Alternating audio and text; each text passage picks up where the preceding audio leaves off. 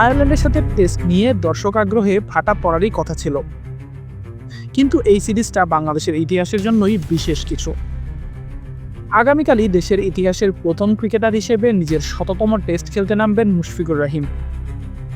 স্বাভাবিকভাবেই ম্যাচের সব আকর্ষণ আলোচনা এখন মুশফিককে ঘিরে। ম্যাচের আগে সংবাদ সম্মেলনে হেড কোচ ফিল সিমন্সকেও মুশফিককে নিয়েই বেশিরভাগ প্রশ্নের উত্তর দিতে হলো।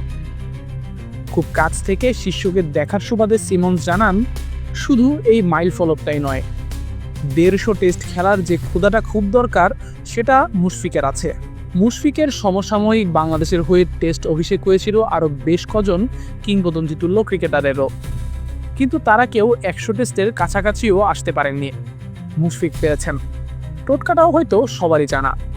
শুধু টেস্ট ক্রিকেটকে মুশফিক আলাদাভাবে কতটা গুরুত্ব দেন সেটা হয়তো প্রতীকী অর্থে হলেও তার ধূসর হয়ে যাওয়া অভিষেক ক্যাপটাই সাক্ষ্য দিচ্ছে। অন্যান্য দেশের হিসেব করলে ১০০ টেস্ট খেলা ক্রিকেটার হয়তো বেশ কজনই আছেন, কিন্তু বাংলাদেশের যেখানে বছরে ২টো থেকে ৩টার বেশি টেস্ট খেলাই হতো না মাঝে অনেকটা সময়, সেখানে ১০০ টেস্ট খেলাকে আলাদাভাবে কৃতিত্ব দিতে চান সিমন্স। সিমন্স বলেন, ১০০ টেস্ট ম্যাচে পৌঁছানো সহজ কথা নয়। বাংলাদেশ বছরে ১৫টা টেস্ট ম্যাচ খেলে না, তাই এই মাইল ফলকে পৌঁছাতে অনেক সময় লেগেছে।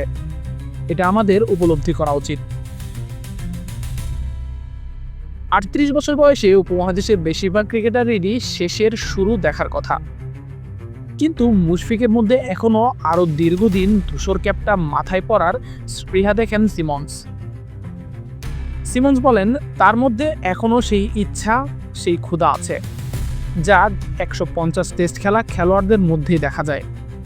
সে ক্রমাগত ভালো করতে চায়, এটাই সবচেয়ে বড় ব্যাপার।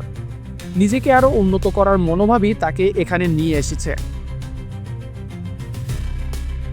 অন্য দুই ফর্মেট থেকে অবসর নিলেও এখনও টেস্টে বাংলাদেশের অন্যতম সেরা ব্যাটার মুশফিকুর রহিম। মিডল অর্ডারে মুশফিককে রিপ্লেস করার মতো ধারে কাছেও এখনও কেউ প্রস্তুত নয় সেভাবে। তাই নিজের ধৈর্য আর অধ্যবসায়ের সাথে এই ক্ষুধাটা থেকে গেলে আরও বেশ কয়েকটা বছরই মিডল অর্ডারের ভার সামলাতে হতে পারে মুশফিককেই। আশিকুর রহমান শান্ত, বি স্পোর্টস।